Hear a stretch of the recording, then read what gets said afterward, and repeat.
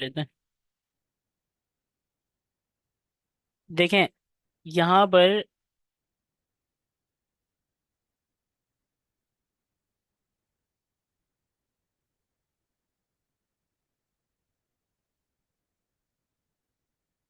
Local host मेरा open हो जाएगा। आई एम होम पेज के साथ मेरा लोकल होस्ट जो है वो ओपन हो जाएगा। और इससे मैं एक अलग से पेज में ओपन कर लेता हूँ। ठीक है, आई एम होम पेज। अब जो ये यहाँ पर है आपका सर्वर, से टर्मिनल को बंद करते हैं। ये देखें आई एम होम पेज यहाँ पर लिखा हुआ है, तो वहाँ पर नज़र हमें आ रहा है। तो मैंने कल आपको एक चीज़ बताई थी, वो ये मैंने बताया था कि अगर आप यूज स्टेट का यूज करते हैं, यूज स्टेट के हुक का, तो क्या होता है कि वो यूज स्टेट का जो हुक होता है वो अपनी वैल्यू जब भी चेंज करता है तो वो क्या करता है, पूरे के पूरे कंपोनेंट को री रेंडर कर देता है। यूज इफेक्ट भी कल हमने पढ़ लिया। यूज इफेक्ट से क्या होता है, आज हम देखते हैं कि जो हमारा यूज रेफ है वो क्या करता है। तो यहाँ पर मैं आता हूँ, और यूज रेफ का जो हुक है रिएक्ट में, इससे हम जल्दी से देखेंगे। रिएक्ट के साथ नहीं, W3 टूल।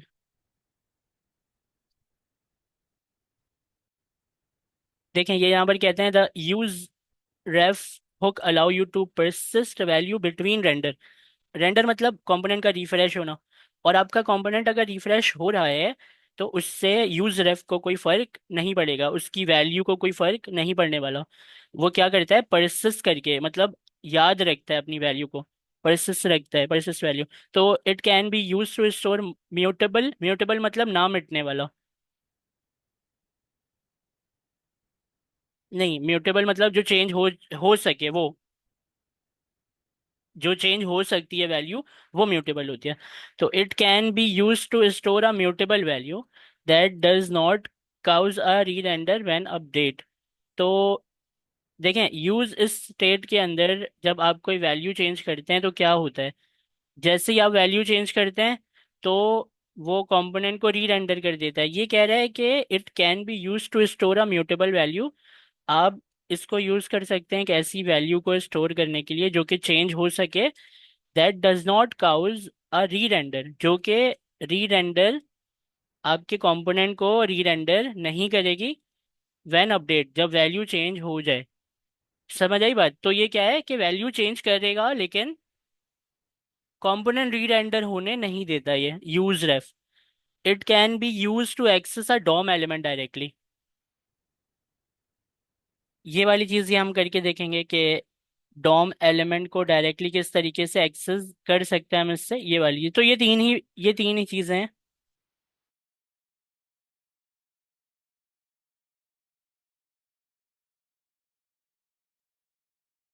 जी, तो ये तीन ही चीजें हैं। और इन तीन चीजों को हम बारी बारी देखते हैं। यूज रेफ कैसे यूज होता है, क्या होता है, ये देखते हैं हम। तो यहाँ पर मैं एक बना लेता हूँ यूज रेफ। ये है यूज रेफ, और यूज रेफ ऊपर इंपोर्ट हो चुका है, देखें यहाँ पर ऊपर इंपोर्ट हो गया। यूज रेफ भी जाहिर है एक वैल्यू लेगा। तो आप इसे डाटा टाइप भी दे सकते हैं, चाहें तो आप इसे यहाँ पर नंबर दे दें कि इसके अंदर वैल्यू जो आएगी वो नंबर होने वाली है। एंगुलर ब्रैकेट में डाटा टाइप लिख दिया और राउंड ब्रैकेट में क्या कर दिया, नंबर लिख दिया। अब आप इसको क्या कर सकते हैं, ये यूजर एफ यही है, ऐसे ही लिखा जाता है यूजर एफ, डाटा टाइप और उसकी वैल्यू। इसको आप एक वेरिएबल में रख लें, जैसे कि मैं यहाँ पर रख सकता हूँ लेट, और यहाँ पर मैं रख सकता हूँ कि काउंट। ठीक है, तो मैंने काउंट के नाम का एक वेरिएबल बनाया, उसके अंदर यूज रेफ को रख लिया। ये है मेरा यूज रेफ। अब अगर मैं यहाँ पर एक H1 लिखूं और इसके अंदर अगर मैं काउंट को लिखूं, तो काउंट मुझे वैल्यू नहीं दिखाएगा। काउंट वैसे भी मुझे वैल्यू नहीं दिखाने वाला। तो हम यहाँ पर ट्राई करते हैं कि क्या चीज़ दिख रही है।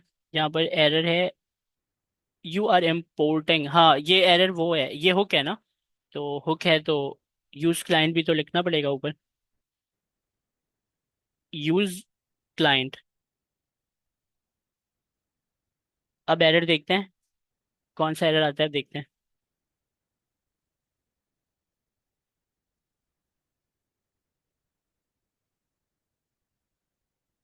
Object are not valid as React child object with key current if you mean to render a collection of children use an array instead। ये जो कह रहा है ना करंट, यहाँ पर हम ट्राई करते हैं इसको लिख के करंट।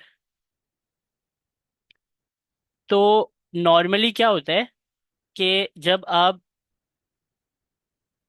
नॉर्मली क्या होता है कि जब आप जो है यहाँ पर एक वेरिएबल बनाते हैं लेट, और नेम, माय नेम कर दिया इसको, और इसको आपने कर दिया कि ताहा कर दिया। तो इससे आप डायरेक्टली लिख सकते हैं कहाँ पर, ऐसे करके H1 अगर मैं एक बनाकर यहाँ पर आपको दिखाऊं करली ब्रैकेट में, आप इस तरह डायरेक्टली लिखेंगे तो आपको क्या दिखा देता है, वो ताहा दिखा देता है। लेकिन जब भी आपको इस काउंट के वेरिएबल को यूज करना है, और यूज आप क्यों करेंगे, ताकि आपको ये वैल्यू दिखाई दे, नजर आए, तो आप क्या करेंगे, इस यूज रेफ को डायरेक्टली काउंट लिख कर नहीं लिखेंगे, आप लिखेंगे काउंट डॉट करंट।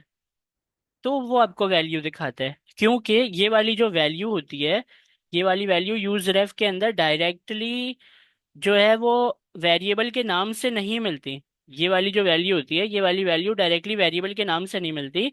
वेरिएबल का नाम और उसके साथ डॉट लगाकर करंट लिखना ज़रूरी है। अब वेरिएबल का नाम मैं चेंज कर सकता हूँ, लेकिन ये करंट चेंज नहीं करूँगा मैं।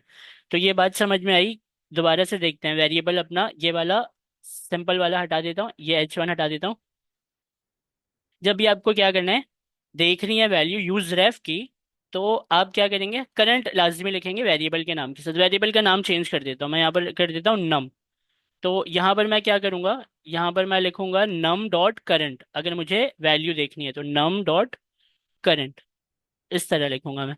तो ये मुझे वैल्यू दिखाएगा, वरना ये मुझे वैल्यू नहीं दिखाएगा, क्योंकि आपकी वैल्यू रखी है नम डॉट करंट के अंदर, ना करंट के अंदर होती है वैल्यू। बेसिकली बताने का मकसद ये, यूज रेफ के साथ ये आप याद रखिएगा। अच्छा, अब आगे देखते हैं ये क्या कह रहे हैं। It can be use to store a mutable value that does not cause a rerender when update. तो ये वैल्यू चेंज करेंगे तो पता चलेगा कि ये, एक सेकंड। तो मैं यहाँ नीचे जाता हूँ कि एक बटन बना लूँ, और उस बटन को जब मैं प्रेस करते जाऊँ तो क्या हो कि वो जो है मेरे इसको, ये जो वैल्यू है ज़ीरो, इसे वो इंक्रीज करे। तो इससे हमें पता चल जाएगा। अब एक बटन बनाते हैं, और बटन को यहाँ पर कहते हैं क्लिक, और यहाँ पर ऑन क्लिक इवेंट देते हैं।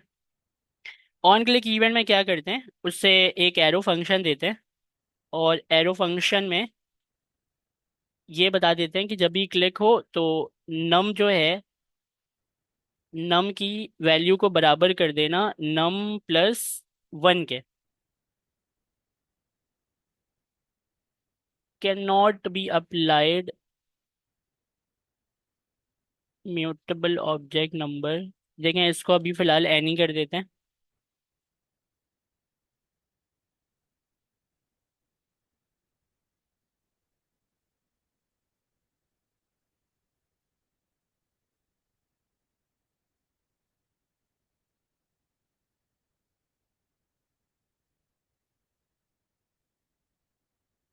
सही सही, बिल्कुल। उसके उसकी गलती नहीं थी, मेरी अपनी गलती है। मैंने अभी आपको बताया ना, देखें वैल्यू कैसे मिलती है, नम डॉट करंट लिख कर मिलती है ना। तो यहाँ पर ऐसे सिंपल अगर नम लिखेंगे तो ऐसे तो वो वैल्यू नहीं मिलेगी ना आपको। तो आपको क्या लिखना है, num dot current, num dot current यहाँ पर लिखें, और यहाँ पर बताएं नम डॉट करंट। तो देखें, आप यही नम डॉट करंट करके इस जीरो वाली वैल्यू को एक्सेस कर पाते हैं। यही तो मैं बता रहा था अभी। तो नम डॉट करंट जो है वो बराबर कर दिया आपने नम डॉट करंट की पुरानी वैल्यू, मतलब जीरो और प्लस वन। जब जब आप क्लिक करेंगे तब तब क्या होगा, ये काम होगा। तो ये हम जरा चेक करते हैं, ये बटन है, इसको मैं क्लिक करता हूँ। तो मैं क्लिक कर रहा हूँ लेकिन कुछ भी नहीं हो रहा है, मैं क्लिक कर रहा हूँ कुछ भी नहीं हो रहा है, मैं क्लिक कर रहा हूँ कुछ भी नहीं हो रहा है। तो ये वाली चीज़ तो हमें समझ में आ गई कि कुछ भी नहीं हो रहा है। अब यहाँ पर मैं आपको console डॉट लॉग करके दिखाता हूँ। मैंने यहाँ पर क्या किया है, बटन के ऊपर ही मैंने बटन को बोला कि जब मैं क्लिक करूँ ना, तो नम डॉट करेंट की जो वैल्यू है वो तो इंक्रीज कर देना, और फिर मैंने सेमी कॉलन लगा दिया यहाँ पर। फिर मैंने बोला console डॉट लॉग भी कर देना साथ में, ताकि मुझे वहां पर मेरे टर्मिनल में नजर आए कि भाई कुछ इंक्रीमेंट हो भी रही है या नहीं हो रही है, मैं यहाँ पर देख पाऊँ। कंसोल में आते हैं। ठीक है, यहाँ पर देखें, मैं क्लिक करूंगा, वैल्यू चेंज नहीं होगी लेकिन कंसोल में हो रही है। कंसोल को मैं थोड़ा अगर बड़ा कर दूं, हाँ। फिर मैं क्लिक करूंगा, यहाँ वैल्यू चेंज नहीं हो रही है लेकिन यहाँ पर हो रही है। तो यही बात तो इन्होंने की है। इन्होंने क्या बोला कि ये यूज स्टेट नहीं है, ये क्या है, ये यूज रेफ है। और यूज रेफ जब अपनी वैल्यू चेंज करता है तो कंपोनेंट को रिफ्रेश नहीं करता। वैल्यू तो हो गई चेंज, लेकिन ये आपका जो ये कंपोनेंट है इतना बड़ा, जो यहाँ पर एक कंपोनेंट लगाया है आपने ये वाला, बल्कि ये नहीं है, पूरा ही कंपोनेंट होगा ये। तो ये पूरा कंपोनेंट जो है वो रिफ्रेश थोड़ी हो रहा है। वो रिफ्रेश होगा तो नई वैल्यू इसकी दिखाएगा ना। वो रिफ्रेश नहीं हो रहा है, पुरानी HTML के पुराने कोड को स्क्रीन पर दिखा रहे हैं वो। अब उसको रिफ्रेश करेंगे तो ये होगा। तो ये यहाँ पर वो बता रहा है इसमें कि does not cause a rerender when update. इसके मतलब यही है कि वैल्यू अगर चेंज होगी तो आपका जो कंपोनेंट है वो रिफ्रेश नहीं होता। तो अगर आपके पास कोई ऐसी रिक्वायरमेंट है जिसमें आप चाहते हैं कि आपका कंपोनेंट री रेंडर ना हो, तो आप इसको यूज कर सकते हैं, और ये बड़े आराम से आप इसके साथ काम कर सकते हैं। अब देखते हैं कि ये वाली बात तो समझ में आ गई हमें कि वैल्यू को परसिस्ट करता है। और वैल्यू परसिस्ट करना मतलब वैल्यू को अपने अंदर, जो आपने इसको वैल्यू दे दी ना, वो वैल्यू भूलता नहीं है, अपने अंदर रखता ही है। अब वो एक अलग बात है कि कंपोनेंट अगर आपने ऐसे अपने वेब पेज को यहाँ पर आकर बंद कर दिया या रीलोड कर दिया तो जाहिर है भूलेगा वो भी भूलेगा, क्योंकि बंद करने से भी कंपोनेंट डेड हो जाते हैं, रीलोड करने से भी कंपोनेंट डेड होके दोबारा क्रिएट हो जाते हैं। तो वो तो भूलेगा जाहिर है। तो कांस्टेंट वैल्यू, कांस्टेंट वैल्यू तो नहीं ना, कांस्टेंट वैल्यू की बात नहीं हो रही यहाँ पर। यहाँ पर बात हो रही है कि आपका कंपोनेंट जब वो क्रिएट हुआ पहली पहली दफ़ा, जब आपने ओपन किया अपने वेब ब्राउज़र में, तो वेब ब्राउज़र में जैसे ही वो ओपन हुआ उसके बाद उसको आपने एक वैल्यू दे कर रखी थी ना, ज़ीरो की। तो वो ज़ीरो वाली वैल्यू जो है वो उसने दिखा दी। अब आपका जो कंपोनेंट है, मतलब आपका जो वेब पेज है, वो किसी भी वजह से दोबारा री रेंडर नहीं हो रहा है। तो आप कुछ भी करते रहें, बटन लगा दें और यूज रेफ की इस वैल्यू को चेंज करके 0 से 100 तक पहुंचा दें, जब कंपोनेंट आपका रिफ्रेश होगा तभी तो वो वाली वैल्यू दिखाएगा आपको वेब पेज में। तो वो नहीं दिखा पा रहा, तो यही चीज साबित करने के लिए मैंने console डॉट लॉग भी करवा लिया साथ में इसकी वैल्यू को, ताकि आपको पता चले कि console के अंदर मैं जब जब क्लिक करता हूँ तो वैल्यू यहाँ पर साइड में देखें 1 2 3 4 5 इंक्रीज होती है। लेकिन वो जब वैल्यू इंक्रीज होती है तो कंपोनेंट रिफ्रेश नहीं होता, जिसकी वजह से वो पुरानी वैल्यू ही हमें दिखा रहा होता है। और ये चीज़ मैंने आपको क्यों दिखाई है, सिर्फ ये बात समझाने के लिए, जो ये डिफाइन कर रहा है इसे।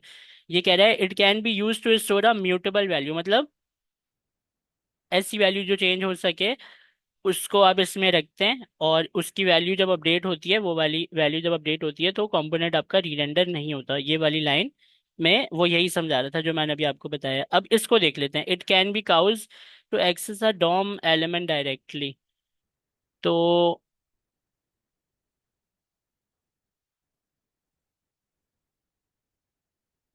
हाँ, एक दफ़ा जो ब्राउज़र पर आ गया वो चेंज नहीं होगा जब तक आप अपने कंपोनेंट को दोबारा से रिफ्रेश ना करें। अब देखें, यहाँ पर मैं यूज स्टेट बना दूं, तो यूज स्टेट बना दूंगा तो उस, अगर बटन के ऊपर मैं यूज स्टेट लगा दूं तो जब भी मैं बटन को क्लिक करूंगा तो यूज स्टेट कंपोनेंट को रिफ्रेश कर देगा। और जैसे कंपोनेंट रिफ्रेश होगा तो यूज रेफ की वैल्यू भी नई वाली दिख जाएगी। इस तरह ये। तो यहाँ पर देखते हैं, it can be use to access the DOM element directly. तो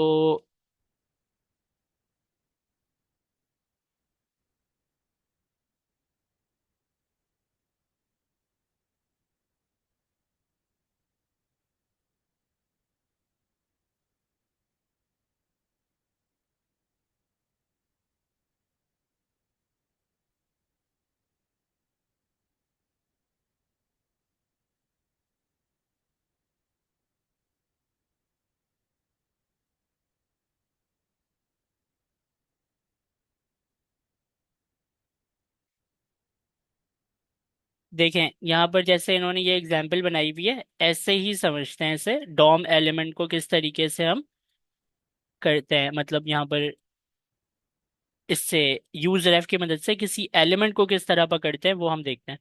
तो यहाँ पर हमारे पास कितने एलिमेंट हैं, अगर मैं इस H1 को हटा दूं, तो हटा दिया मैंने H1, बटन को भी हटा देता हूँ, दोबारा बना लेंगे।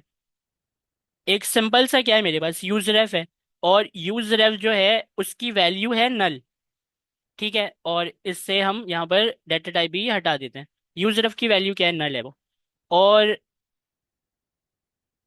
ये जो वेरिएबल है, इस वेरिएबल का नाम चेंज करके हम कर देते हैं कि रेफ कर देते हैं। ठीक है, अभी फिलहाल के लिए रेफ कर देते हैं, BTN रेफ कर देते हैं, BTN रेफ। ठीक है, BTN रेफ बटन का रेफरेंस, बेसिकली BTN रेफ मैंने नाम रख दिया। तो यूज रेफ कैसा वाला बनाया, नल वाला। ठीक है, अब देखें करते क्या है, करना ये है कि H1 को यहाँ पर मैं कहता हूँ कि आई एम ताहा। ठीक है, आई एम ताहा लिख दिया। अब मैं एक बटन बनाता हूँ, और उस बटन को मैं कहता हूँ कि अपने क्लिक, इसका नाम रखते हैं क्लिक, और इसके अंदर एक ऑन क्लिक इवेंट भी दे देते हैं। ऑन क्लिक इवेंट में मैं दे देता हूँ इससे एक फंक्शन दे देता हूँ। तो इससे जो मैं फंक्शन दूंगा, वो फंक्शन मैं यहाँ पर डिफाइन कर लेता हूँ।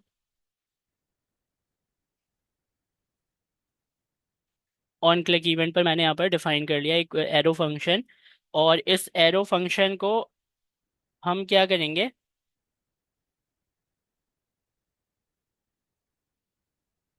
ये जो H1 है, इस H1 के साथ मुझे मैनिपुलेशन करनी है, मतलब कुछ यहाँ पर ना बैकग्राउंड कलर वगैरह मैं चेंज करना चाहता हूँ इसका। तो इसको मुझे बेसिकली डॉम, अगर आपको याद हो तो डॉम में हम क्या करते थे, एक एलिमेंट को गेट करते थे, फिर उससे मैनिपुलेट करते थे, है ना। तो यहाँ पर वही काम हो रहा है। ये यूज रेफ जो है, इसको मैं डॉम मैनिपुलेशन के लिए यूज कर रहा हूँ।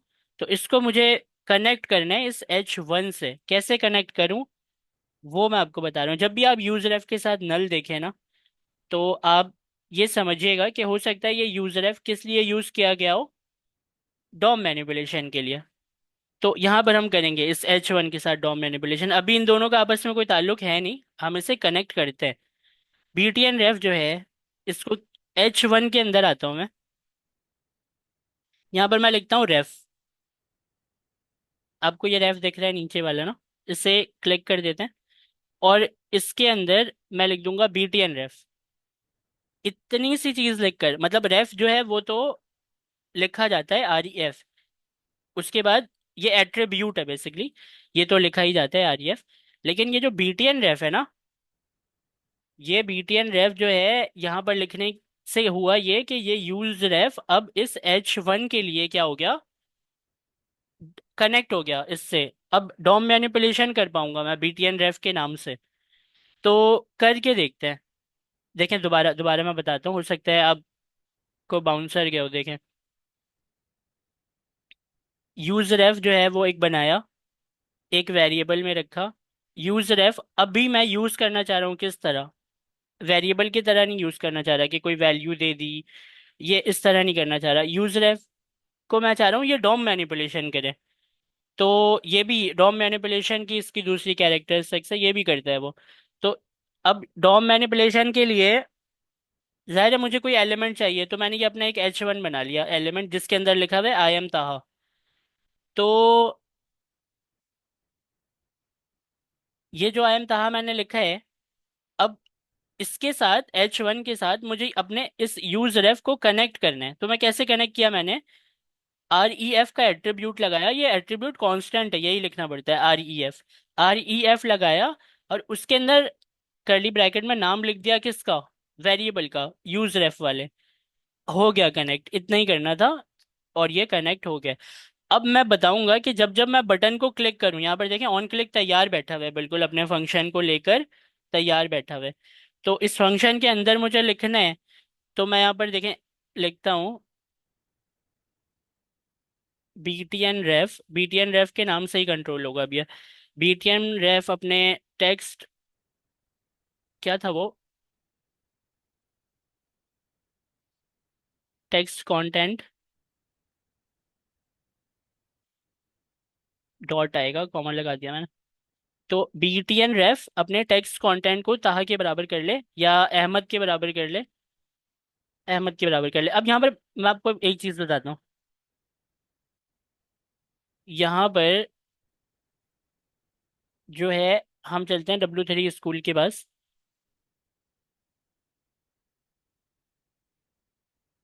देखें यहाँ पर इन्होंने क्या किया हुआ है, ये देखें, करंट है यहाँ पर, करंट लिखा है ना यहाँ पर। तो आपको क्या करना पड़ेगा, यहाँ पर BTN ref के बाद करंट लिखना पड़ेगा। अभी पीछे भी हमने देखा था, यहाँ पर भी देख लिया, करंट तो लिखना ही पड़ता है। तो BTN ref का जो करंट वैल्यू है, उससे आप चाहते हैं कि वो इस तरह हो जाए। तो ये कह रहा है कि भाई ये BTN ref की जो करंट वैल्यू है ना, वो पॉसिबली नल है। तो अब इसको क्या बोलूँ मैं, इसको मैं कह सकता हूँ एक्सेलेमेशन ट्राई करता हूँ, इससे मैं बताता हूँ कि भाई ये नल नहीं है।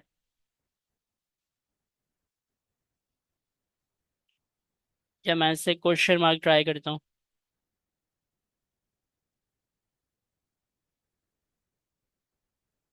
चलें देखते हैं। तो यहाँ पर मैंने लिख तो दिया है। और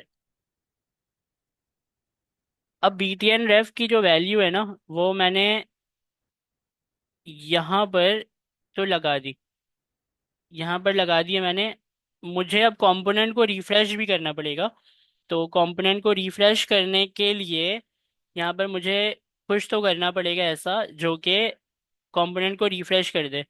तो एक ही तरीका है अभी हमारे पास, और वो है यूज स्टेट वाला तरीका।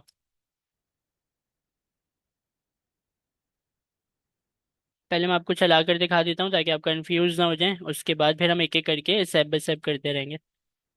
तो यहाँ पर रिफ्रेश करते हैं इसे। आई एम होम H1 का आ रहा है, ये भी H1 का आ रहा है, ये क्लिक है, इस क्लिक को ट्राई करते हैं। तो ये अहमद हो गया, ये इसने इसको अहमद कर दिया। और दोबारा क्लिक करूंगा तो कुछ भी नहीं करेगा। ये जो चीज़ है ना, ये पता है क्या हुई है, ये हुई है डॉम मैनिपुलेशन। डॉम मैनिपुलेशन जैसे जावा स्क्रिप्ट आपके उसको चेंज करता था, उसी तरीके से इसने डॉम में मैनिपुलेट कर दिया। अब डॉम मैनिपुलेशन अगर आपको याद हो तो आप उसमें बहुत सारी चीज़ें कर सकते थे ना। जैसे कि आप अगर इसको बोल दें कि क्या कहते थे हम, बैकग्राउंड, बैकग्राउंड कलर को ये ब्लू कर ले। तो देखते हैं ये क्या करता है, क्लिक करने पर रिफ्रेश हो जाए एक दफ़ा।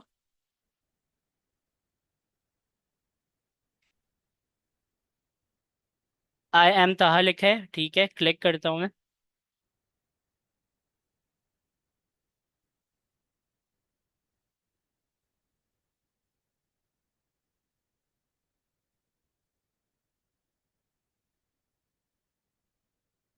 Property background does not exist on that type, never.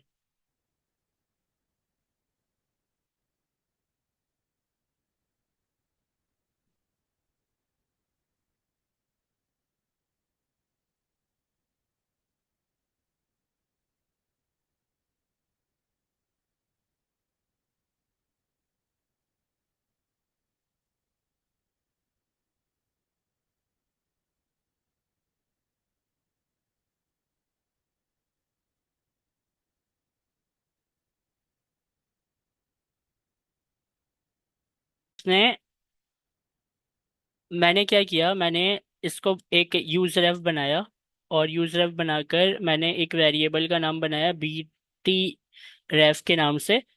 और उसको मैंने कनेक्ट करवा दिया अपने H1 के साथ। अब जब मैंने H1 के साथ कनेक्ट करा दिया, तो मैं H1 के अंदर एक एट्रीब्यूट यूज करता हूँ REF का, रेफ का। तो उस रेफ के अंदर मुझे लिखना पड़ता है अपने यूज रेफ के वेरिएबल का नाम, ताकि कनेक्ट हो जाए।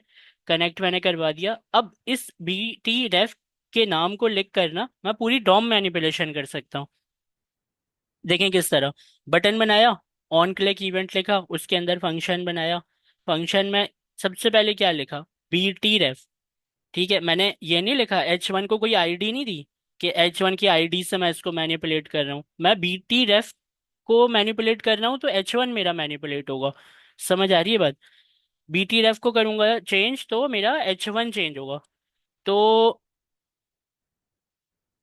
अब बी टी रेफ की वैल्यू अगर मुझे उठानी है H1 की, जो कि आई एम ताहा है, तो ये वैल्यू कैसे मिलती है मुझे?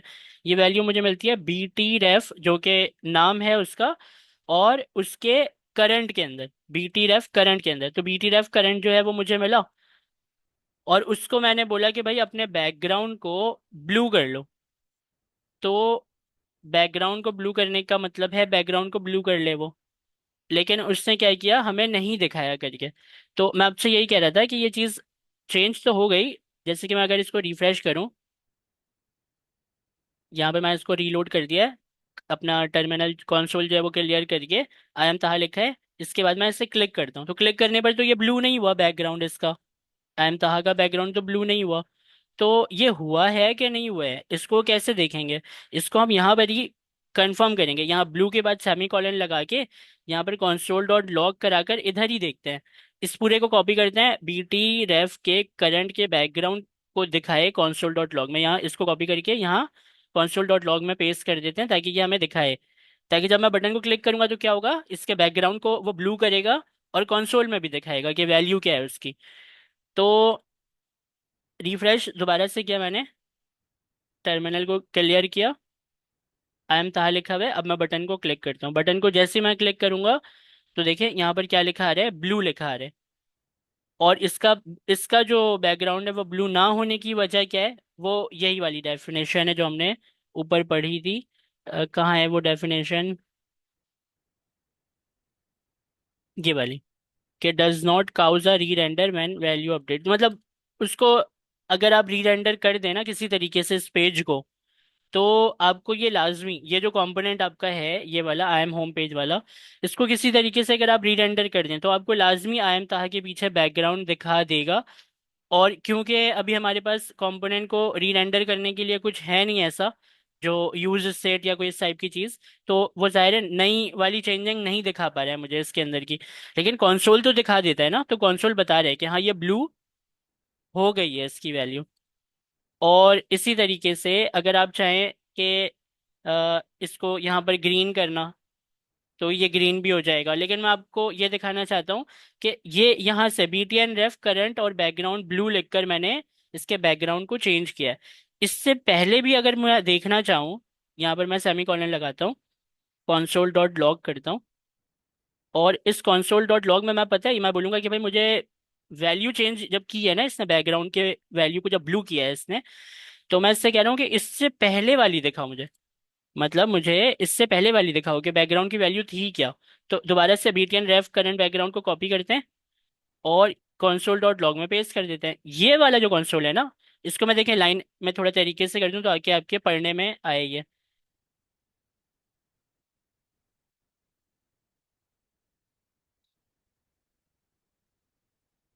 देखें, ये वाला जो console डॉट लॉग है, उसको मैंने बोला कि बी टी रेफ के की जो करंट के बैकग्राउंड की वैल्यू है उसको दिखाओ। ये सबसे पहले दिखाएगा, चेंजिंग होने से पहले दिखाएगा ये। फिर वो चेंजिंग करेगा, बैकग्राउंड को ब्लू करेगा, और उसके बाद फिर कंसोल करके दिखा देगा कि बैकग्राउंड का कलर क्या है। तो देखते हैं कि चेंजिंग होने से पहले वाला कंसोल क्या दिखाता है, चेंजिंग होने के बाद वाला कंसोल क्या दिखाता है। तो यहाँ पर आते हैं, इसको रिफ्रेश करते हैं एक दफ़ा, और यहाँ पर क्लिक करते हैं। तो जब मैं क्लिक करता हूँ तो पहली वैल्यू अनडिफाइंड, दूसरी वैल्यू ब्लू, मतलब चेंज हुआ है। जैसे मैंने बटन को क्लिक किया तो डॉम मैनिपुलेशन हो गई है। अब ये जो है ये मेरा यूज रेफ है, जिसको मैं देख सकता हूँ क्या करके, डॉम मैनिपुलेशन करके भी मैं इसको यूज कर सकता हूँ और कोई वैल्यू देकर भी यूज कर सकता हूँ। इसमें स्पेशलिटी क्या है, खास बात यह है कि जब ये अपनी वैल्यू को चेंज करता है तो ये कंपोनेंट को रीरेंडर नहीं करता। ये बताने का मकसद है जी। देखें, मैंने यहाँ पर एक यूज रेफ बनाया और यूजरेफ में मैंने आपको यही बोला कि दो तरीके से यूजरेफ को यूज करते हैं। एक तो वैल्यू रखने के लिए, और दूसरा डॉम मैनिपुलेशन के लिए। तो वैल्यू रखने वाला तो हमने देख लिया कि कैसे होता है। डॉम मैनिपुलेशन वाला जो है वो हम देखते हैं। डॉम मैनिपुलेशन के लिए क्या होता है, आप यूजरेफ बनाते हैं नल लिखकर, और आप कोई भी वेरिएबल का नाम दे देते हैं, जैसे मैंने बी टी रेफ लिख दिया है। तो अब आता हूँ मैं अपने उस एलिमेंट के बाद जिसके ऊपर डॉम मैनिपुलेशन करनी है, H1 वाले। इसमें क्या लिखा हुआ है, आई एम ताहा लिखा हुआ है। तो अब इसको मैं अपने इससे कनेक्ट किस तरह कराऊं, तो मैं एक आर ई एफ का एट्रीब्यूट यूज करता हूँ, और ये एट्रीब्यूट आर ई एफ के नाम से ही होता है। आपको अगर अपने यूज रेफ को कनेक्ट करवाना है अपने एलिमेंट के साथ, तो आप आर ई एफ के एट्रीब्यूट के साथ ही करते हैं ये काम। तो आर ई एफ के अंदर आप क्या लिखते हैं, अपने यूज रेफ के वेरिएबल का नाम। तो अब ये लिखने से सिर्फ आपका ये वाला एलिमेंट इससे कनेक्ट हो गया।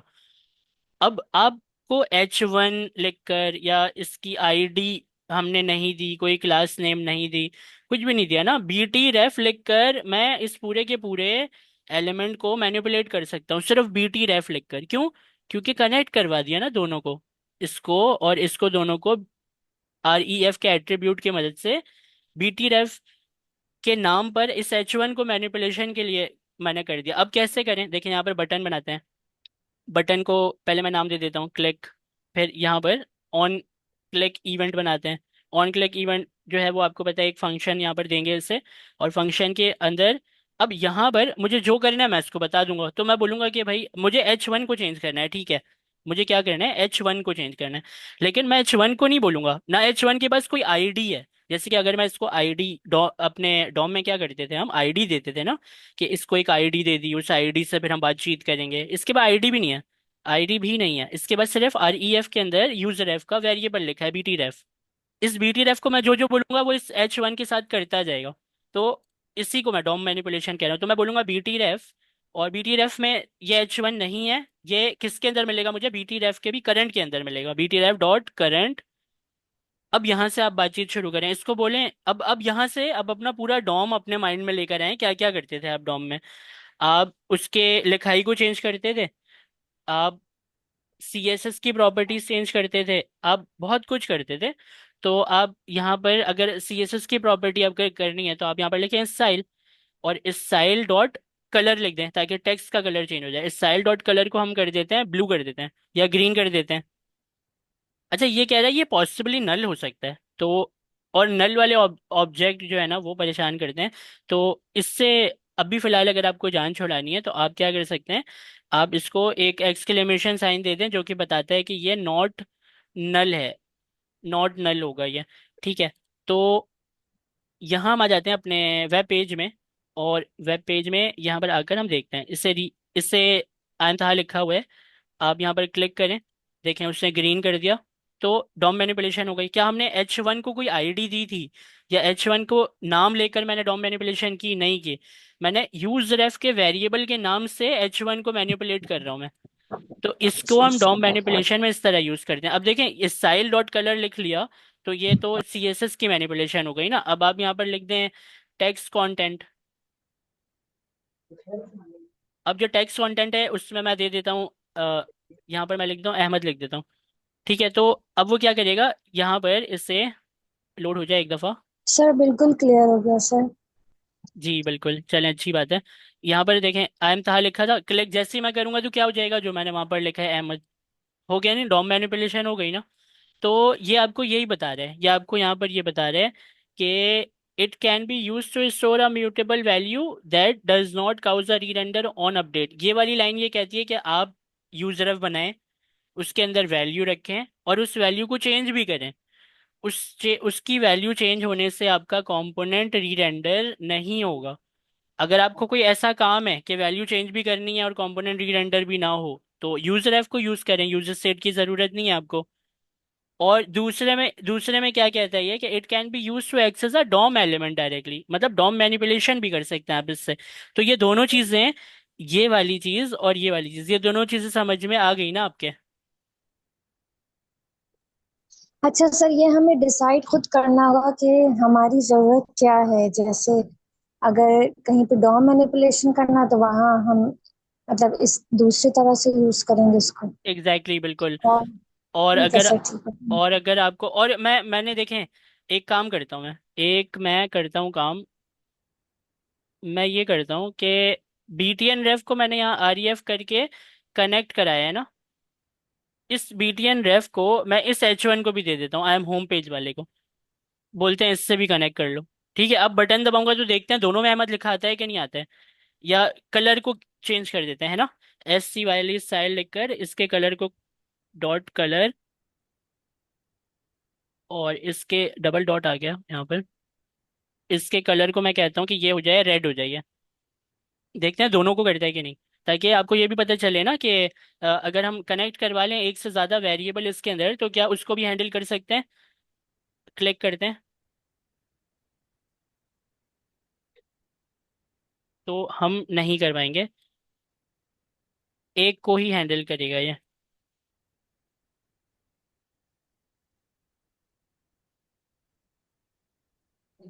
ये सर क्या अगर करेगा, हम ये एक को ही हैंडल करेगा। तो मतलब आप सिंगल सिंगल, ये भी अच्छा है ना, आपको समझ में आया कि अगर आपको दो हैंडल करने हैं तो अब आप क्या करेंगे, अब आप दो यूज रेफ बनाएंगे, और इसके वेरिएबल का नाम क्या रखेंगे, इसके वेरिएबल का नाम रखेंगे कि ये है होम रेफ वाला। अब देखें, इस होम रेफ को यहाँ पर कनेक्ट करा देता हूँ मैं कहता हूँ आर ई एफ के अंदर लिख देता हूँ होम रेफ, ठीक हो गया। अब इस बटन की एक कॉपी निकालता हूँ, एज इट इज कोड है ना, तो बटन को कॉपी करके इस बटन के अंदर की चीज़ें होम रेफ के हिसाब से लिख देते हैं। मैं कहता हूँ कि भाई ये जो होम रेफ है मेरा, इस होम रेफ को जो है वो कलर दे देना है रेड, ठीक है। तो आ जाते हैं यहाँ पर, देखें ऊपर वाला क्लिक तहा को चेंज करेगा, नीचे वाला ऊपर वाले को कर देगा। तो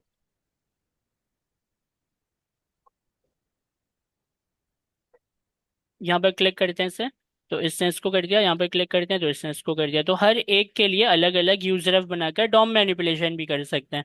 तो ये चीज़ हमें समझ में आ गई, मुझे लगता है ये आप लोगों को क्लियर हो गई, इससे ज़्यादा टाइम इसके ऊपर हम नहीं लगाएंगे।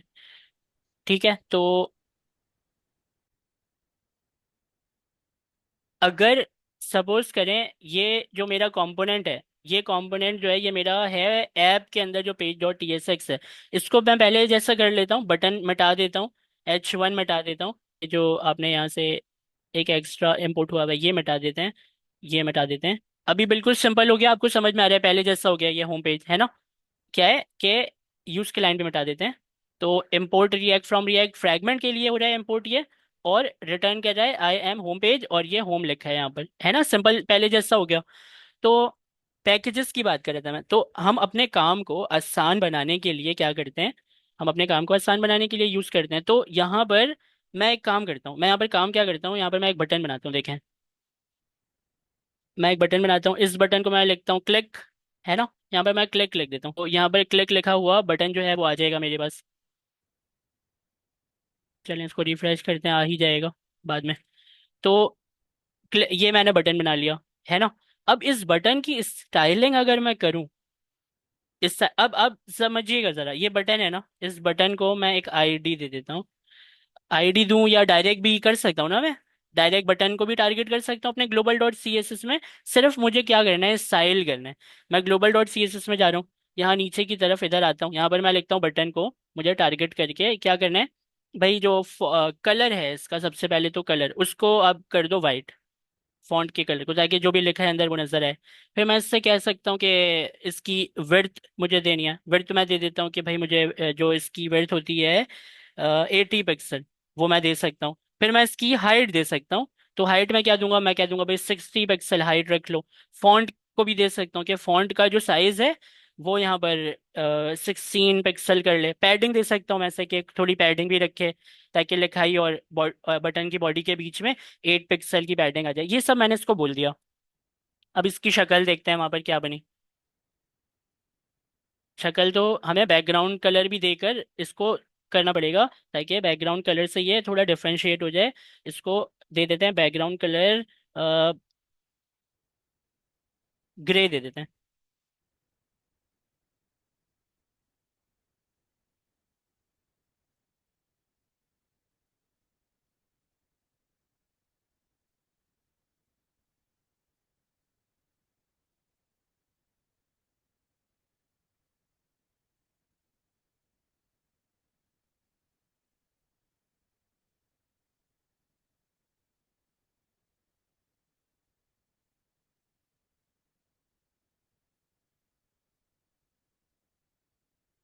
खैर, तो ये आपका एक बटन बन गया।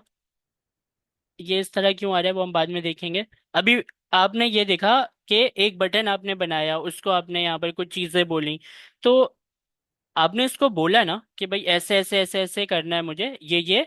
तो उसने वो मैक्सिमम चीजें जो भी था वो अप्लाई कर दी इसके ऊपर। तो इसमें मुझे करने में टाइम लगा, ये करने में मुझे टाइम लगा।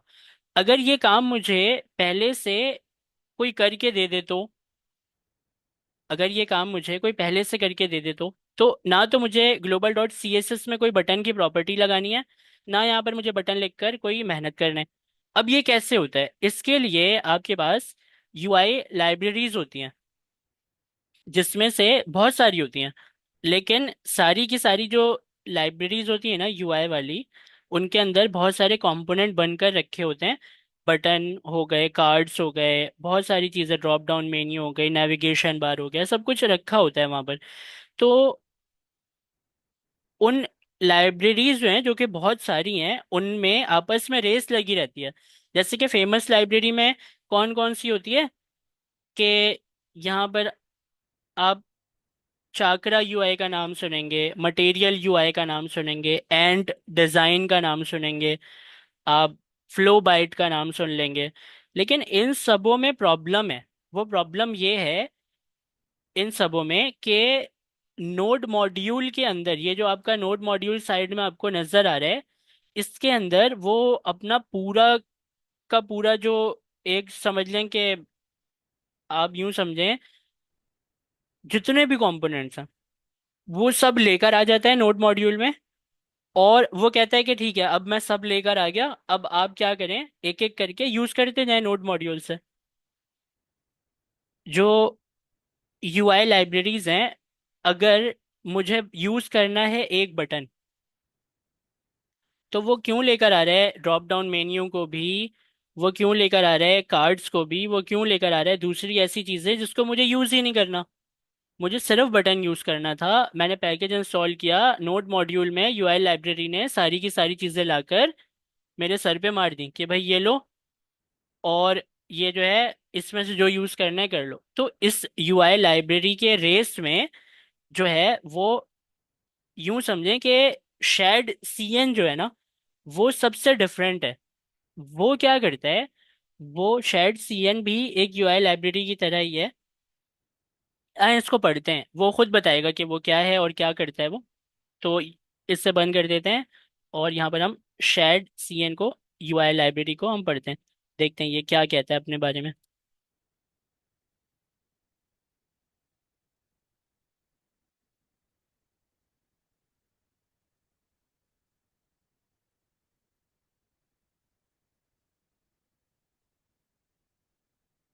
देखें, इंट्रोडक्शन में ये कहता है कि this is not a component library, this is not a component library, it's a collection of a reusable component that you can copy and paste into your app. ये कह रहे हैं, इस लाइन के मतलब ये है कि भाई मैं आपके प्रोजेक्ट में नोड मॉड्यूल्स के अंदर सारी चीजें लेकर एक साथ नहीं आऊंगा। आपको जो यूज करना है ना, वो आप, यहाँ पर मेरे बस लिखा है कोड, उस कोड को क्या करें, कॉपी पेस्ट करें और अपना काम चला लें। अगर आप बटन यहाँ पर बनाते हैं, मैंने आपको तभी बटन बनाकर दिखाया है यहाँ पर, अगर आप बटन बनाते हैं तो आप क्या करते हैं, बनाते हैं उसको, स्टाइल करते हैं उसको, सारी चीजें करते हैं। तो शायद सीएन भी यही कह रहा है कि आप भी तो लिख रहे हैं ना कोड, तो मेरे पास भी लिखा हुआ है कोड, कॉपी करके पेस्ट कर लें आप यहाँ पर। तो वो ये कह रहा है कि भाई ये वो वाले कंपोनेंट लाइब्रेरी नहीं है कि जो सारी की सारी चीजें जो है लाके नोड मॉड्यूल्स में लाकर फेंक दे, और जो यूज करना है वो आप कर लो, ताकि वो बल्क में लाकर आपको देगा तो हेवी हो जाएगा, जाहिर है। नोड मॉड्यूल वैसे ही जो है वो हेवी होता है, वो और चीजें रखकर जो यूज मेरे यूज की हैं भी नहीं वो भी रखकर बैठा है नोड मॉड्यूल। तो ये जो है शेयर्ड सीएन, ये इस तरह नहीं करता। ये क्या करता है, ये आपको कोड दे देता है, आप कोड को कॉपी पेस्ट करके अपने कंपोनेंट को क्या कर लें, यूज कर लें। अब इसको देखते हैं, यहाँ पर हम आ जाते हैं इंस्टॉलेशन के अंदर आ जाते हैं। तो इंस्टॉलेशन में कहता है नेक्स्ट जेएस है, नेक्स्ट जेएस को क्लिक कर लेता हूँ मैं। तो जैसे ही मैं क्लिक करूंगा तो ये कहता है कि भाई run the init command to create a new Next JS project और सेटअप एग्जिस्टिंग वन। तो आप क्या कर सकते हैं, आप यहाँ पर नेक्स्ट जेएस को सेटअप कर सकते हैं। नेक्स्ट जेएस को क्या कर सकते हैं, सेटअप कर सकते हैं, और जब आप सेटअप करेंगे तो वो आपको ये चीज़ें किस तरह देगा वो मैं अभी आपको बताता हूँ।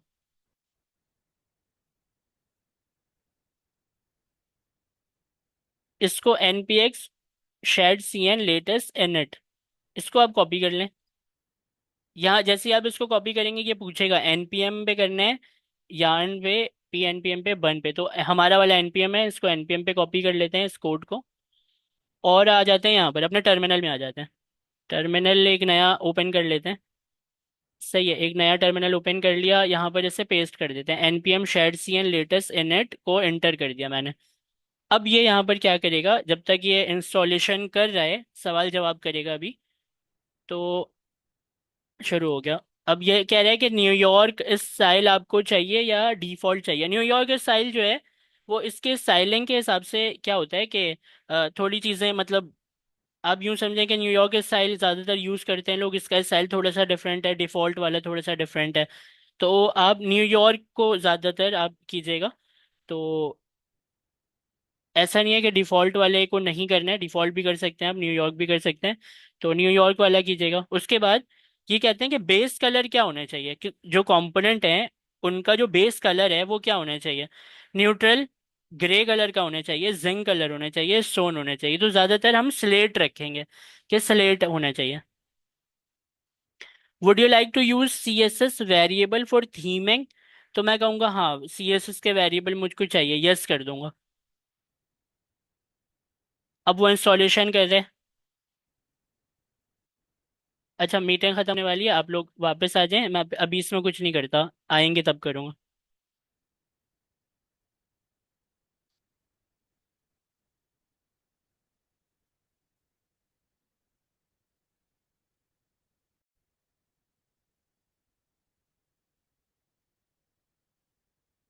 यहाँ पर npx शेड cn लेटेस्ट आपने लिख लिया, उससे आपसे कौन बनेगा करोड़पति खेला, और उसके बाद जो है वो फिर आपने सारे जवाब दे दिए।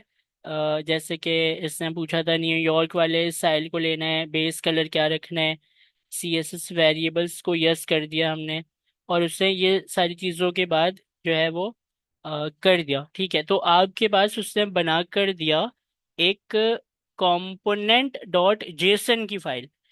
कंपोनेंट डॉट जेसन की फाइल उसने बनाकर आपको दी, और अपडेटिंग, इसने कुछ अपडेट किया है मेरे Tailwind config dot T S की फाइल में कुछ अपडेट किया है, और एस आर सी में ऐप के अंदर global dot C S S में भी कुछ किया है। तो कुछ अपडेट किया है इसने, ऐसे क्या क्या किया है देखते हैं। ये कंपोनेंट डॉट जेसन पहले नहीं था, अब ये मेरे पास यहाँ पर गेट इग्नोर के नीचे आ रहा है कंपोनेंट डॉट जेसन, इससे देखते हैं। कंपोनेंट डॉट जेसन है कुछ ये, जिसमें कॉन्फ़िग सी एस एस वगैरह बहुत सारी चीज़ें लिखी हैं। ठीक है, ये फाइल आई है अभी मेरे पास बनकर, इससे बंद कर देते हैं इस फाइल को और देखते हैं। ये कह रहा है टेलविन डॉट कॉन्फ़िग, जो टेलविन डॉट कॉन्फ़िग की फाइल है वो है आपकी यहाँ पर, टेलविन डॉट कॉन्फ़िग वाली फाइल। इसमें से जो है वो काफ़ी सारे थीम्स जो है और प्लगइन्स, और जो थीम है वो बहुत सारी चीज़ें इससे यहाँ पर लाकर जो है वो दे दी हैं आपको। उसके बाद जो है एस आर सी के अंदर, ऐप के अंदर global dot C S S के अंदर, तो एस आर सी में आप जाते हैं, ऐप में जाते हैं, global dot C S S में जाते हैं, इसके अंदर ये चीज़ें पहले थी नहीं थी, ये वाली चीज़ें शायद इसने कर दी हैं यहाँ पर। तो डार्क, आई थिंक यहाँ पर इसने ये इसको कर दिया है ऐसे, ये सारी चीज़ें नहीं थी पहले, तो ये कुछ चीज़ें इसने यहाँ पर दे दी आपको करके। ठीक है, तो इसकी चेंजिंग तो हमने देख ली, इसने क्या क्या चेंजिंग की है। अब आ जाते हैं अपने उसी पुराने मकसद पे जो हमने जो है बात की थी कि क्यों यूज़ करेंगे हम शैड सीएन को। इसलिए यूज़ करेंगे क्योंकि ये देखें लिखा लिखाया कंपोनेंट होता है पहले से, आपको मेहनत करने की ज़रूरत नहीं है। आपको जस्ट क्या करना है, आपको यहाँ पर आना है अपने टर्मिनल में। पहले मैं आपको वेबसाइट से दिखा देता हूँ, फिर टर्मिनल से भी दिखा दूंगा। ये शायद सी एन की वेबसाइट है ना, यहाँ पर साइड में कंपोनेंट्स में आप डायरेक्ट भी जा सकते हैं, या ऊपर से यहाँ से कंपोनेंट में चले जाएं आप। तो कंपोनेंट में आप चले गए, उसके बाद आप यहाँ नीचे आते जाएं, यहाँ पर देखें सारे कंपोनेंट है। अलर्ट वाला कंपोनेंट, अलर्ट वाला कंपोनेंट देखें ऐसा है। और नीचे आते जाएंगे तो आपको दिखेगा कि ये ऐसा है दिखने में, ऐसा दिखने में। अलग अलग वेरिएंट, एक एक कंपोनेंट के अलग अलग वेरिएंट्स भी हैं। तो अब देखें, अब मैं अलर्ट डायलॉग पर जाता हूँ। अलर्ट डायलॉग देखें, ये शो डायलॉग क्लिक किया तो ऐसा करके आपको दिख जाएगा। ये बनाने जाएंगे तो आपको टाइम लगेगा, ये आपको बना बनाया दे रहा है। Are you absolutely sure, continue करें या कैंसिल करें? या आप ऐसे बटन लगा सकते हैं उसमें। और क्या देता है ये देखते हैं। बैज है, बटन है, बटन को देखते हैं कि किस किस टाइप के बटन है। तो बटन के ऊपर जब मैं आता हूँ तो यहाँ पर ये कहता है कि बटन है, ये बटन है, ठीक है, इसको मैं क्लिक कर सकता हूँ। देखिए ये हल्का सा एक होवर इफेक्ट है इसके ऊपर और बटन लिखा हुआ है। तो आप ये जो बटन बनाएंगे तो आप क्या करेंगे मैं आपको बता रहा हूँ। आप लिखेंगे कोड बटन को बनाने के लिए। और ये बटन एक कंपोनेंट है। ये बटन कंपोनेंट का फायदा हमें पता है ना, एक कंपोनेंट बना लो 10 जगह यूज कर लो। तो ये बटन एज अ कंपोनेंट है। तो आप कोड लिखेंगे इस बटन को बनाने के लिए, तो ये भी यही कह रहा है आपसे कि ये लिखा लिखा है कोड यहाँ पर है, इस कोड वाले टैब को क्लिक करें। तो ये कह रहा है कि आपको कोड ये दे देगा। कहाँ पर दे रहा है ये कोड?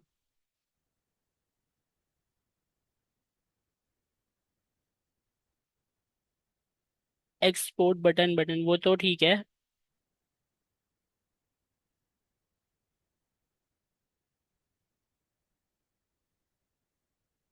चले हम देखते हैं बटन का कोड कहाँ पर है। अभी फिलहाल जो है ना, तो ये वाला जो बटन है इसे आप क्या कर सकते हैं, यूज कर सकते हैं। नीचे आते हैं तो यहाँ पर वो कह रहा है कि अगर आपको ये,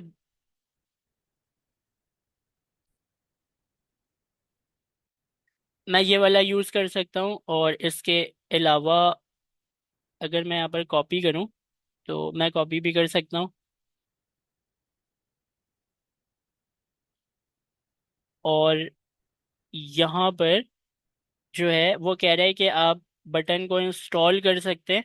अगर आप कोड को कॉपी पेस्ट नहीं करना चाहते, देखें, अगर आप कोड को कॉपी पेस्ट नहीं करना चाहते, आप चाहते हैं कि बटन आपको इंस्टॉल होकर मिल जाए। अब ये बटन, मतलब सवाल है ना, ये बटन मिलेगा कैसे मेरे पास, ये बटन किस तरह आएगा, मुझे बटन यूज़ करना है तो किस तरह आएगा? तो वो यही बता रहे हैं।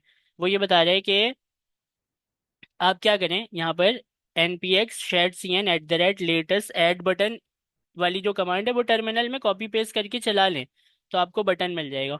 ये अभी हम करते हैं थोड़ी देर में। तो नीचे आते हैं, देखते हैं और क्या क्या चीज़ें हैं। ये बता रहा है कि भाई इंपोर्ट करने का तरीका ये है, और ये खुद ही हो जाएगा, आपको करने की ज़रूरत नहीं है, क्विक फिक्स से भी हो जाता है ये। और इसके अंदर वेरिएंट्स का एक एट्रीब्यूट मिलता है आपको, जब आप इस बटन को यूज़ करेंगे ना, तो वेरिएंट के एट्रीब्यूट को आपको क्या करना है, याद रखना है। ठीक हो गया, ये भी हमने देख लिया, अब याद रखेंगे इसे भी हम। नीचे आते हैं। एक है ये वाला बटन, ये है प्राइमरी बटन है ये शायद। तो प्राइमरी बटन दिखने में ऐसा है, सेकेंडरी बटन दिखने में ऐसा है, हल्का सा इसके ऊपर भी होवर इफेक्ट है। और डिस्ट्रक्टिव बटन है एक, वो इस तरह है, डिस्ट्रक्टिव बटन। आउटलाइन वाला बटन है वो इस तरह है। और घोस्ट बटन है वो इस तरह है, मतलब वैसे वो दिखता नहीं, जैसे आप होवर करें तो बटन अपने शेडो को दिखा देते हैं। तो ये सारी चीज़ें इसके अंदर हैं। और बाकी और मैं आपको ये भी बता सकता हूँ कि आइकन में आ गए हम। ये आइकन है तो बटन पर ही रहते हैं अभी। नीचे और क्या है, लॉगिन वाला एक बटन है विद आइकन। और है लोडिंग वाला ये बटन है पहले, बटन।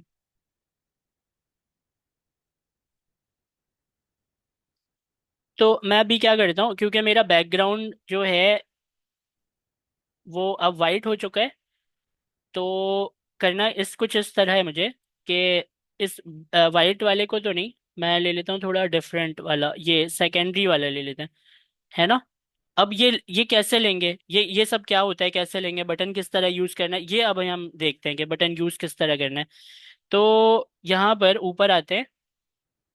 यहाँ पर ये वाली जो कमांड है बटन के लिए, ये वाली जो बटन के लिए कमांड है वो वाली कमांड को आपको कॉपी करना है और पेस्ट करना है अपने टर्मिनल में।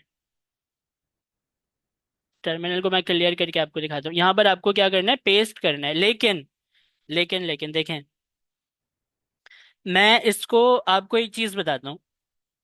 आप इसको बटन के लिए तो यूज कर रहे हैं, आप इसको क्या कर रहे हैं, बटन के लिए यूज कर रहे हैं ना। जब आप इसको एंटर करेंगे इस कमांड को, तो वो बटन इंस्टॉल करके दे देगा आपको। आप इसको इस तरह मत करें, ये बटन आगे से मिटा दें। अब पता है क्या होगा, ये वाली जो कमांड है ना, अगर देखें आपको सिर्फ बटन चाहिए तो बटन को इंस्टॉल कर लीजिएगा। लेकिन जब आप ये वाली कमांड लिखते हैं, npx shared cn at latest add, और ये लिखकर एंटर करते हैं आप,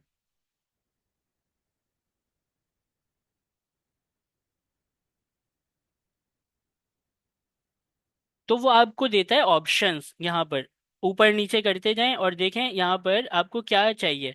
मुझे बटन चाहिए, मैं एक साथ ले सकता हूँ, स्पेस दबाऊंगा, बटन ले लिया मैंने। और भी यहाँ पर देखें, इनपुट भी होगा, होवर कार्ड इनपुट, ये देखें इनपुट भी है, ये भी ले लिया मैंने। ऐसे करके मैं तीन चार पाँच छः चीज़ें एक साथ क्या कर सकता हूँ, सेलेक्ट करके एक साथ ही मंगवा सकता हूँ। तो ये वाला मुझे अच्छा लगा कि इस तरीके से भी आप कर सकते हैं। बटन अभी चाहिए मुझे फिलहाल, ये तो मैं आपको सिर्फ दिखाने के लिए कर रहा था। तो मैंने बटन को स्पेस से क्या कर लिया, टिक लगा लिया कि मुझे बटन चाहिए। अब मैं एंटर कर देता हूँ, कुछ और तो सेलेक्ट नहीं किया नीचे मैंने, नहीं, और ऊपर सिर्फ बटन ही है, ठीक है। तो इसको मैं एंटर कर देता हूँ। अब वो बटन को इंस्टॉल कर रहा है, इंस्टॉल कर रहा है बटन को, देखते हैं किस तरह करेगा।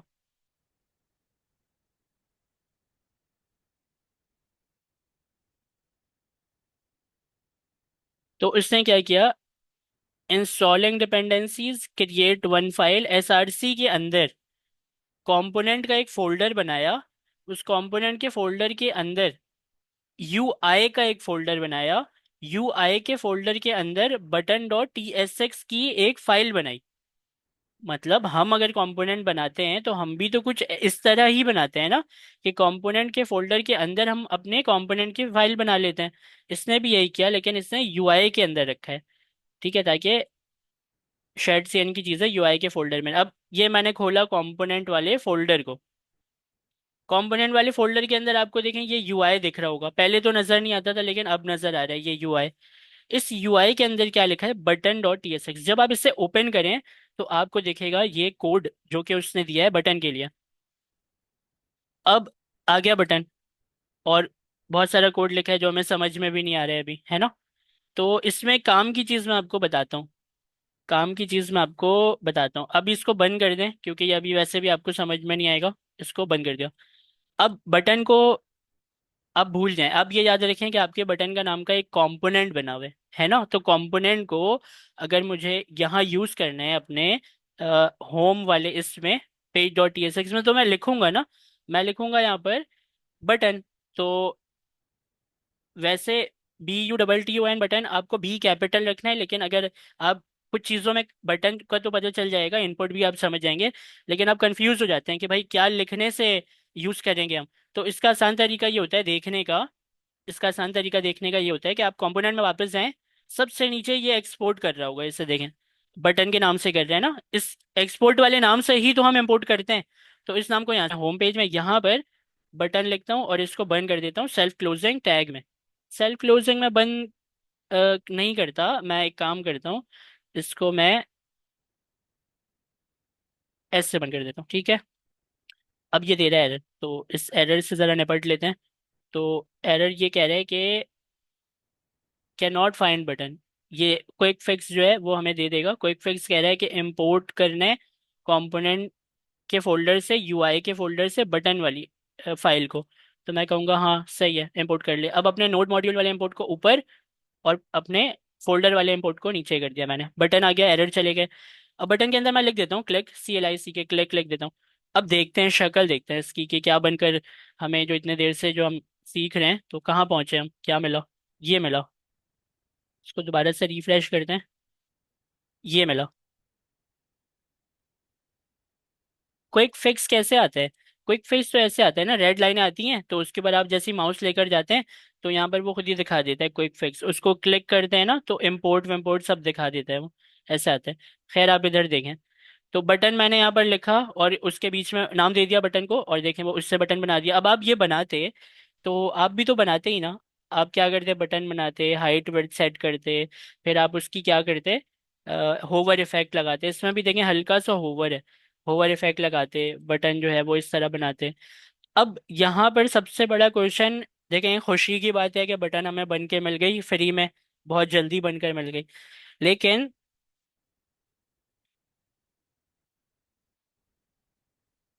यूआई फोल्डर खुद ही बनता है। यूआई का जो फोल्डर है, कंपोनेंट के अंदर यूआई का फोल्डर वो खुद ही बना। जब मैंने इसको यहाँ ये कमांड लिखी ना, npx shared cn at latest add, तो उसने मुझसे पूछा आपको क्या क्या चाहिए, तो मैंने उसको बता दिया मुझे बटन चाहिए। अब मैं जब बटन बताया, तो उसने कंपोनेंट के फोल्डर के अंदर ये यही तो बता रहा है। इस वाली लाइन में देखें, इस वाली लाइन में यही बता रहा है कि मैंने आपके एसआरसी के अंदर जो कंपोनेंट्स का फोल्डर है उसके अंदर एक यूआई का फोल्डर बनाया है, उसके अंदर मैंने बटन को रखा है। ये यही बता रहा है आपको, तो खुद ही बनाया, इससे मैंने नहीं बनाया। करते हैं अभी, हाइट वेट सारी चीजें करते हैं, उससे पहले जो है वो ये बटन आ गया। अब ये जब बटन आ गया मेरे पास, तो इसमें मैं क्या कर सकता हूँ, मुझे नहीं चाहिए ये वाला बटन। मुझे कौन सा वाला चाहिए, मुझे चाहिए थोड़ा डिफरेंट वाला। तो बटन के पास जाते हैं, यहाँ से बटन, आगे बटन के कंपोनेंट के पास। अब ये देखें, यहाँ पर ये बता रहा था नीचे, ये बता रहा था कि ये जो वाइट वाला बटन है ये कौन सा है, प्राइमरी बटन है। ठीक है, नाम याद रखिएगा, प्राइमरी। ये वाला कौन सा है, सेकेंडरी है। ये वाला कौन सा है, डिस्ट्रक्टिव है, रेड वाला। तीन काफी हैं, तीन याद रखे ना आपने। ये तीन दिखाता हूँ कहाँ पर मिलते हैं ये। आप कंपोनेंट के फोल्डर के अंदर, यूआई के फोल्डर के अंदर बटन डॉट टीएसएक्स में आ जाएं। ये वही वाली फाइल है बटन की। देखिए यहाँ पर आपको जो ये वेरिएंट्स है ना, ये जो वेरिएंट्स का ऑब्जेक्ट है, इस वेरिएंट्स के ऑब्जेक्ट के अंदर भी ये वेरिएंट्स का एक ऑब्जेक्ट है। इसके अंदर देखें क्या क्या देता है ये। डिफॉल्ट देता है, डिस्ट्रक्टिव देता है, आउटलाइन देता है, सेकेंडरी देता है, घोस्ट देता है और लिंक देता है। और कुछ चीजें साइज के तौर पे, साइज के तौर पे बाय डिफॉल्ट यहाँ पर आपको वो साइज, हाइट इसकी उसने 9 रखी हुई है, पिक्सल सॉरी पैडिंग दी हुई है उसने, एक्स एक्सिस मतलब हॉरिजॉन्टली, वर्टिकली भी पैडिंग दी हुई है इसने। तो ये सारा काम इसने किया हुआ है। आप क्या कर सकते हैं कि यहाँ से इसको यूज कर सकते हैं। वेरिएंट कितने मिले आपको, एक, दो, तीन, चार, पाँच और छः, छः वेरिएंट है। छः वेरिएंट है, तो इसको हम यूज करके देखते हैं ना, छः वेरिएंट को। तो इसको बंद कर देते हैं बटन वाली फाइल को, ठीक है, और अपनी वीएस कोड को साइड में यहाँ पर खोलते हैं, और अपने इसको भी यहाँ पर ओपन कर लेते हैं, ठीक है। बटन को मैंने क्या बोला, एट्रीब्यूट होता है, किसका, वेरिएंट का। तो वेरिएंट लिखते हैं यहाँ पर, देखें वेरिएंट यहाँ पर लिखेंगे, तो आपको मिल जाएगा वेरिएंट। अब वेरिएंट के अंदर आपको बताना है, डबल कोट लगा दें यहाँ पर वेरिएंट के अंदर। अब देखें सजेशन देगा, ये आपसे पूछेगा, ये आपसे क्या पूछेगा कि आपको क्या चाहिए। डिफॉल्ट वाला चाहिए, कंट्रोल स्पेस दबाया मैंने, तो डिफॉल्ट वाला चाहिए, डिस्ट्रक्टिव चाहिए, घोस्ट चाहिए, लिंक चाहिए, आउटलाइन चाहिए, सेकेंडरी चाहिए, क्या चाहिए आपको। तो मैं कहूँगा डिफॉल्ट वाला दिखाए पहले मुझे कैसा है ये दिखने में। तो यहाँ से रिफ्रेश करते हैं। एक एक करके तो बहुत टाइम लग जाएगा ना, एक एक करके क्या हो जाएगा, बहुत ज़्यादा टाइम लग जाएगा। तो मैं आपको सारे ही दिखाता हूँ करके। यहाँ पर दो, तीन, चार, पाँच, छः, छः बना लेते हैं यहाँ पर, और सब में अलग अलग दे देते हैं यहाँ पर स्टाइल। दो, तीन, चार, पाँच, छः।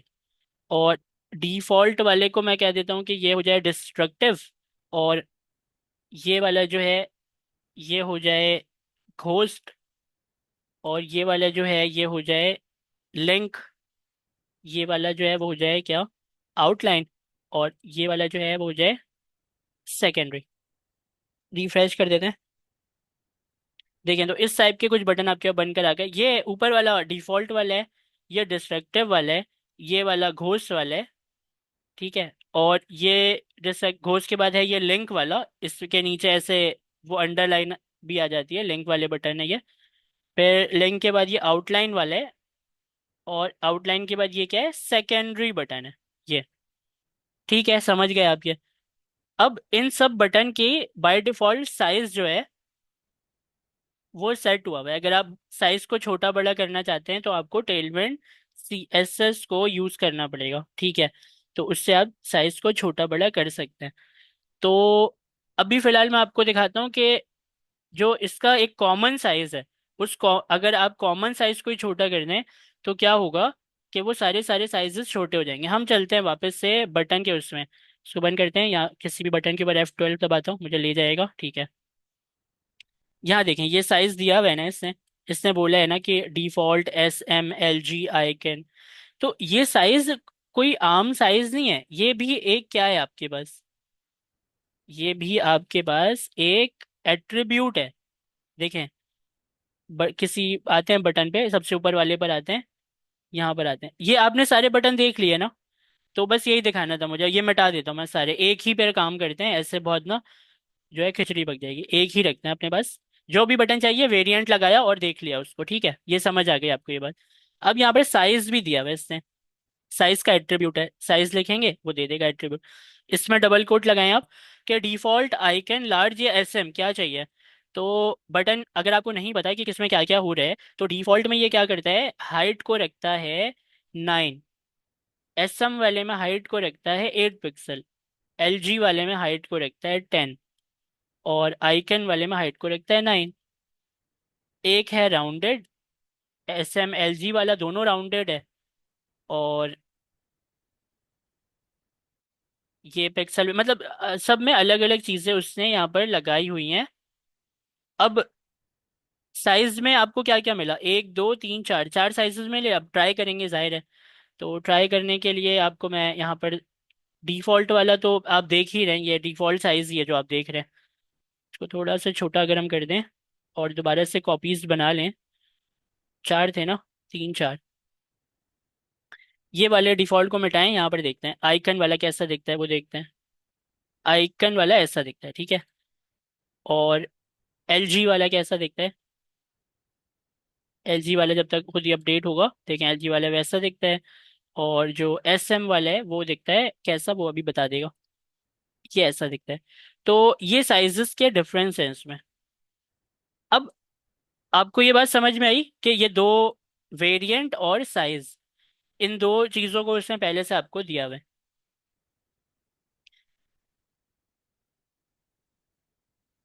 तो देखें, अभी ना हम,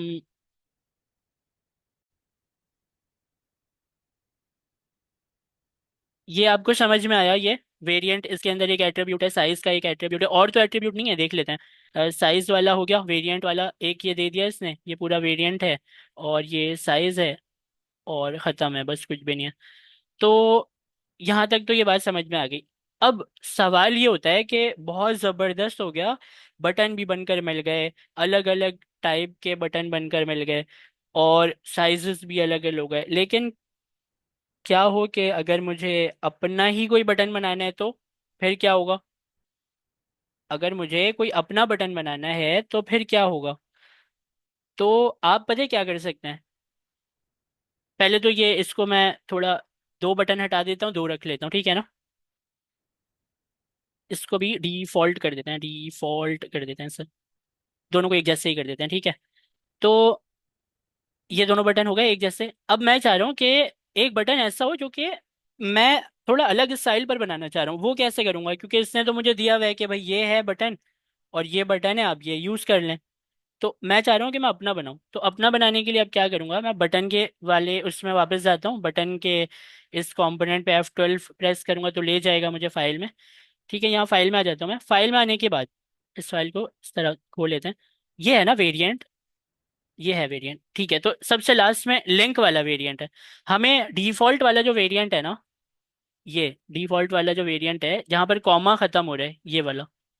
तो अब ये चीज़ें उठा लें, ये है, ये क्या है, ये डिफॉल्ट, ये जो वेरिएंट है ये एक ऑब्जेक्ट ही तो है, और ये डिफॉल्ट और अंदर जो ये चीज़ें लिखी हैं ये इसकी प्रॉपर्टी तो है।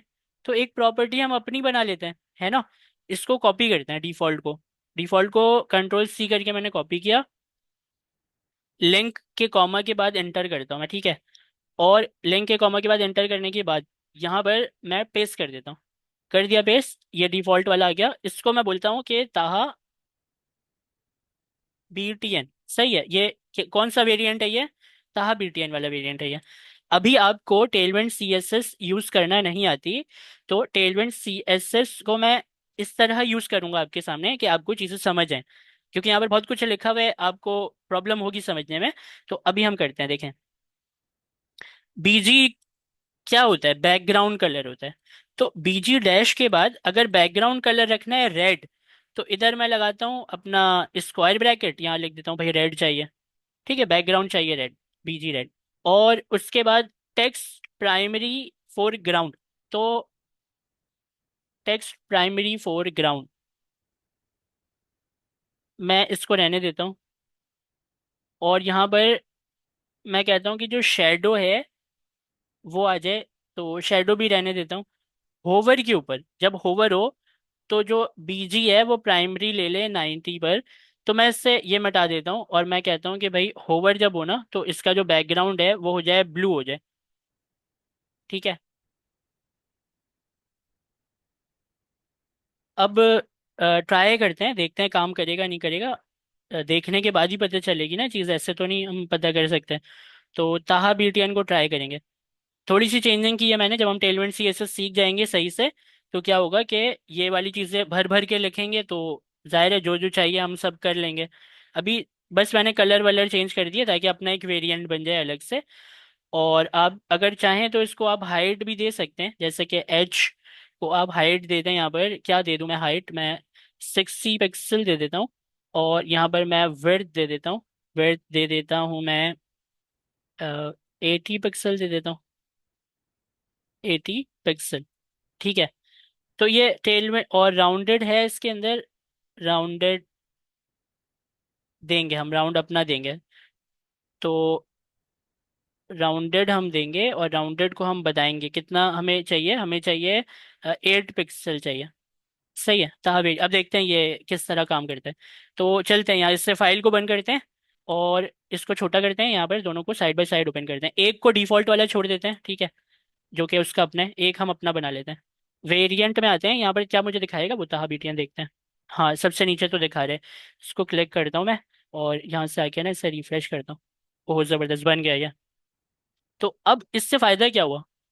इससे फ़ायदा ये हुआ कि अब ये जो है ना, इस वेरिएंट मेरा अपना वेरिएंट बन गया ना अब ये कंपोनेंट के अंदर।